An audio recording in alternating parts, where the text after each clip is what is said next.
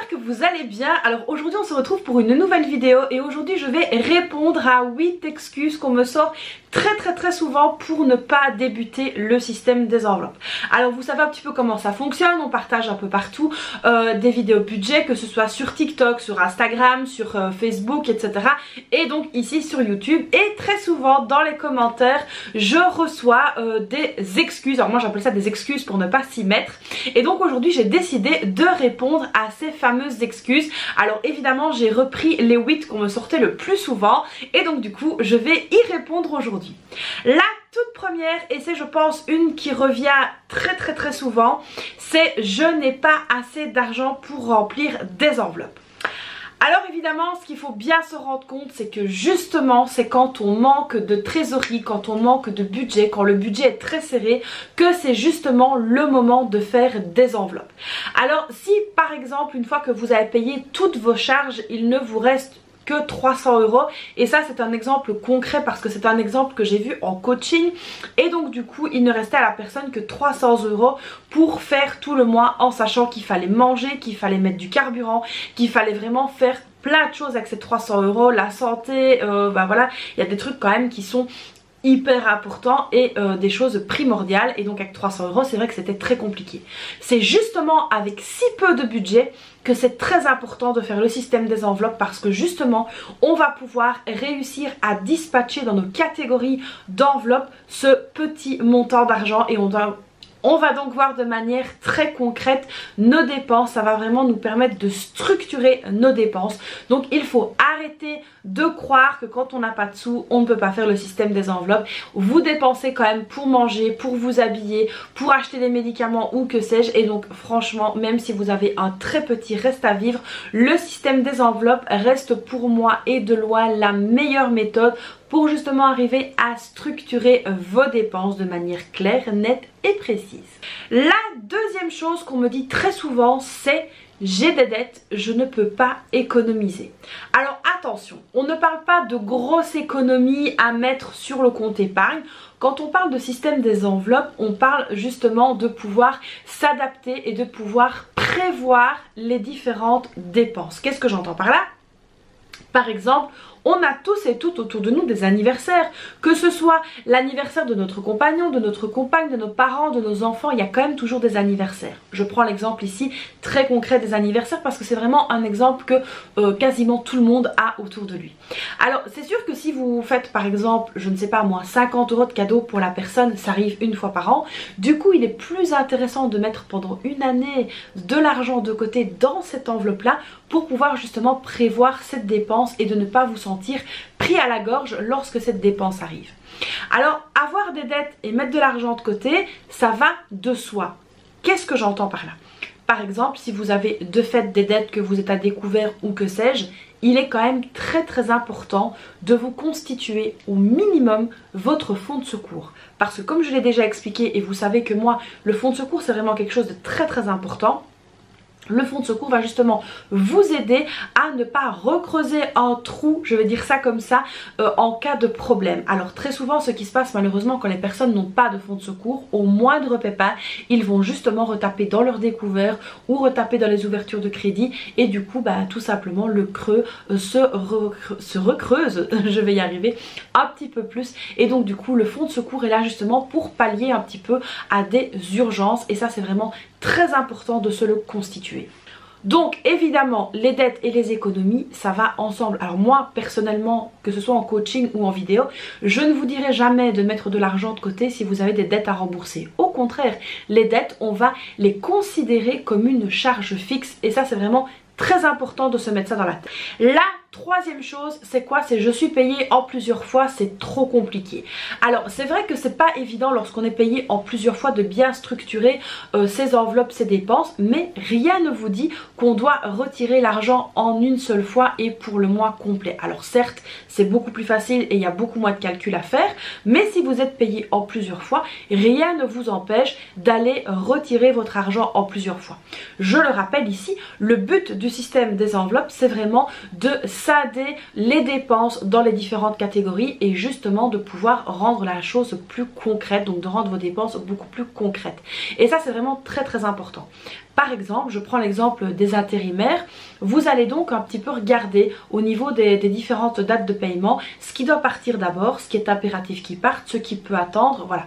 Par exemple, si fin de la semaine, pardon, il ne vous reste que, je ne sais pas moi, 80 € la première semaine, et bien reprenez ces 80 € là pour faire des courses. Et puis la semaine d'après, vous allez peut-être reprendre, je ne sais pas moi, 20 € pour compléter les courses. Et puis vous allez peut-être mettre 30 € dans l'épargne et ainsi de suite. Donc il faut vraiment essayer de vous faire un plan. Alors ça je pense que je vais vous faire une vidéo très prochainement parce que je reçois beaucoup la question pour une simulation de personnes qui est en intérim et donc qui touche en plusieurs fois.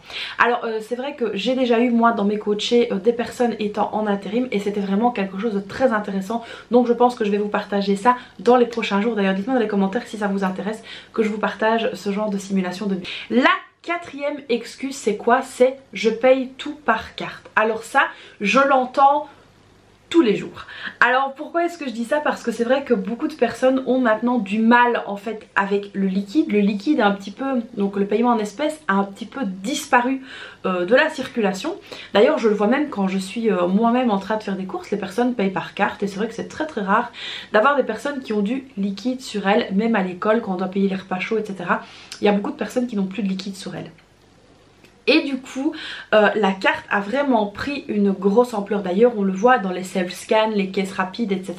C'est très souvent paiement par carte parce que ça va plus vite tout simplement. Donc moi je suis, vous le savez, une fervente du paiement en espèces parce que moi j'adore manipuler et il faut que je manipule pour que ce soit concret dans mon cerveau. Aussi alors ce qu'il faut bien se dire c'est que les magasins etc. n'aiment pas trop quand on paye en liquide pour la bonne et simple raison que quand on paye en liquide on a le contrôle sur nos finances et on voit ce qu'on a dépensé. Or que quand on paye avec la carte on peut dire oh c'est pas grave on paye. Alors qui ne s'est jamais dit dans un magasin allez c'est pas grave j'ai la carte je vais payer? Tout le monde, moi la première, quand j'ai la carte, je vous l'ai déjà dit, je ne suis plus maître de moi-même, je dépense sans même regarder de plus près. Et donc c'est vrai que ici le fait de payer tout par carte, ça a un aspect on va dire un petit peu sécurisant parce que vous n'avez pas de liquide sur vous, mais vous devenez quand même dépendant de votre carte. Et moi ça je n'aime pas. Ça je pense que vous le savez. Et donc du coup ici si vous décidez quand même de payer tout par carte, vous pouvez aussi faire les trackers et suivre avec votre tracker. Vous pouvez donc faire une simulation donc de budget, noter les courses etc. comme on fait, comme moi je fais ici en vidéo et comme beaucoup de personnes qui gèrent en liquide font.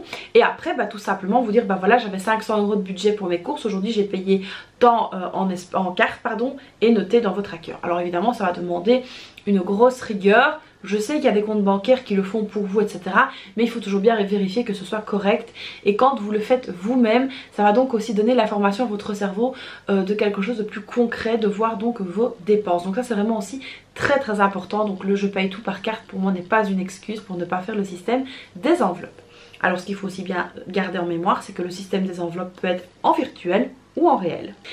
La cinquième excuse qu'on me dit très souvent, c'est j'ai peur de garder du liquide chez moi.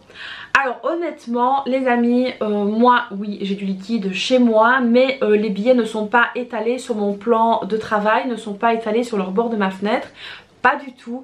Ils sont mis dans une petite cachette secrète comme beaucoup de monde, ils ne sont pas mis à vue comme tout le monde et je fais très attention à ce que je fais. Alors évidemment c'est sûr que chez moi il y a quand même 2 chiens dont Bagheera. Alors je ne sais pas s'il ferait quelque chose si on rentre dans la maison, mais je ne testerai pas quand même. Voilà, voyant quand même son caractère, je n'aurais pas envie de tester. Donc avis à ceux qui auraient envie de tester de rentrer chez moi, voilà, il y a le chien, donc vous risqueriez peut-être de vous retrouver avec une jambe en moins ou un doigt en moins, je ne sais pas, mais quelque chose en moins, vous risqueriez d'entrer complet et de ressortir en morceaux. Mais bon ça après si vous êtes rentré, tant pis pour vous. Et donc du coup j'ai aussi une alarme etc. Donc voilà, il y a quand même aussi une sécurité chez moi. Maintenant, toutes les personnes qui font le système des enveloppes n'ont pas forcément un chien, une alarme. Bon voilà, nous on a, mais ça c'est vraiment facultatif. Alors aussi, ce qu'il faut bien se dire, c'est que l'argent tourne. Alors qu'est-ce que j'entends par là? C'est vrai que vous voyez que je mets de l'argent dans mes enveloppes fêtes, anniversaires, etc. Alors l'enveloppe fête, je peux vous dire, elle est morte. L'enveloppe anniversaire, ici, le mois de janvier, le 11, c'est l'anniversaire de mon mari, donc l'enveloppe elle est morte. Donc voilà, je peux vous dire que l'argent tourne. Et donc par exemple aussi, les courses, donc j'ai de l'argent sur moi, il y a de l'argent à la maison, c'est sûr. Mais l'argent tourne, donc ça c'est aussi très très important. Donc chez moi vous n'allez jamais trouver des 1000 et des 100 non plus. Il y a quand même aussi un juste milieu à avoir, et que lorsque vous avez beaucoup d'argent chez vous, après vous allez déposer sur un compte épargne dédié à cela. Donc ça aussi c'est quand même très important à savoir. Donc on l'a dit, les cachettes, alarmes, chiens, etc. Il y a quand même beaucoup de choses qui peuvent être mises en place, je vais y arriver, pour ne pas tenter le diable. La sixième chose qu'on me dit, et ça je l'entends très souvent aussi, c'est le matériel coûte cher. Alors, au-delà de tout ce que vous pouvez voir sur YouTube, et croyez-moi qu'il y en a pour le moment, à croire que c'est la course au défi, la course au support, etc. Bon, moi perso, j'étais là depuis très très très longtemps, j'ai commencé à proposer mes supports depuis très longtemps, et je peux vous dire que ce n'est pas une obligation. Pas du tout. Alors pour commencer, je vais vous montrer quelque chose de très simple. Alors pour commencer le système des enveloppes et le budget à base de 0, il vous faut deux choses pour moi hyper importantes. La première et la deuxième. Alors je pense que ça, dans toutes les maisons il y en a. Du papier et un stylo. C'est tout. Vous n'avez besoin de rien d'autre. Honnêtement, si vous souhaitez commencer et que vous ne voulez pas investir, c'est votre problème. Mais voilà, vous n'avez pas besoin de plus. Alors, sachez aussi que les feuilles blanches, c'est quand même très chouette parce que ça se plie. Donc, à tous les coups, je vais plier mon enveloppe. J'ai écrit alimentation dessus. J'ai une enveloppe où je peux mettre des billets. Donc voilà, vous n'avez besoin de rien en fait. Donc trouver l'excuse de se dire oui, le matériel coûte cher, c'est pour ça que je commence pas. Pour moi c'est une fausse bonne excuse, parce que du coup vous avez de quoi faire sous la main. Alors aussi il y en a qui ont la flemme de le faire, et ça je peux comprendre parfois. Voilà, ça peut être un peu casse-pied, mais vous avez tout sous la main pour le faire, donc pourquoi ne pas essayer? Donc ça c'est une mauvaise réflexion. La septième réflexion que j'ai, c'est je suis trop dépensier, donc je ne peux pas faire le système des enveloppes. Alors justement ce qu'il faut savoir, c'est que le système des enveloppes va vous aider à canaliser cette envie de dépense, ces achats compulsifs. Ça va canaliser un petit peu tout ça. En tout cas moi je sais, étant une ancienne acheteuse compulsive, ça m'a beaucoup aidé. Donc le fait de me dire voilà, je vais chez Action mais je n'ai que 20 € chez Action, je peux vous assurer qu'il y a beaucoup de choses qui sont passées dans ma charrette et qui ont été remises en rayon avant de passer à la caisse. Bon, j'avoue parfois pas dans le bon rayon, mais ça m'est très souvent arrivé de me dire voilà, je dois faire un choix, j'ai ça, j'ai que 20 €, qu'est-ce que je fais? Et en fait instinctivement je remets directement ce dont je n'ai pas besoin. Donc être trop dépensier, ça matche parfaitement avec le système des enveloppes, parce que vous allez faire des économies. Et oui, vous allez éviter de trop dépenser. La huitième et dernière remarque, c'est je n'ai pas le temps. Alors, personnellement, moi je suis quelqu'un qui suis très occupée. J'ai un emploi du temps, mais à rallonge. D'ailleurs je n'ai jamais assez de 24 heures dans une journée, parce que je sais pas bien où caler mon sommeil tellement j'ai beaucoup de choses à faire sur une journée. Mais je peux vous assurer que s'il y a bien quelque chose qui pour moi est devenu primordial, au même titre que de manger, voire que de respirer, donc c'est pour vous dire, c'est de gérer mon budget. Franchement, se dire qu'on n'a pas le temps de gérer son budget, c'est une très mauvaise idée, parce que gérer son budget, pour les personnes qui le font et qui vont peut-être regarder cette vidéo, qui vont peut-être se reconnaître là-dedans, ça amène une satisfaction et surtout un bien-être, et ça va soulager la charge mentale. Et donc c'est vrai que prendre le temps de gérer son budget amène un bien-être pour moi incomparable. Moi quand je gère mon budget, quand mon budget est fait, que je sais que ça roule, que j'ai des sous dans mes enveloppes, que j'ai pas la peur de voir la fin du mois, parce que avant j'étais comme beaucoup, arrivé le cas je me disais hey, cocotte, c'est la fin du mois, il faut encore aller faire les courses. C'était pas gai parce que j'avais cette boule au ventre de me dire bah tiens, il faut pas qu'une de mes filles tombe malade parce que j'ai pas de sous pour aller à la pharmacie, ou il ne faut pas qu'il y ait une invitation surprise parce que j'ai pas pour aller faire des courses. Et c'était une véritable source de stress.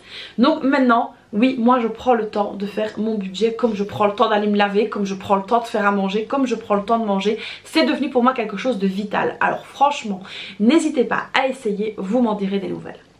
Donc voilà ici les amis pour ces 8 excuses toutes faites en fait mais qui ne sont pas de bonnes excuses qu'on me sort très souvent pour éviter de gérer son budget. Alors je ne sais pas si les personnes qui vont regarder cette vidéo et qui ne font pas leur budget, parce qu'il y en a quand même, vont peut-être se dire qu'elle ferait peut-être bien d'essayer pour 2024. Mais en tout cas moi je sais que toutes les personnes qui gèrent leur budget maintenant, que ce soit des abonnés, des youtubeuses ou n'importe qui, a acquis une satisfaction et un soulagement de charge mentale énorme.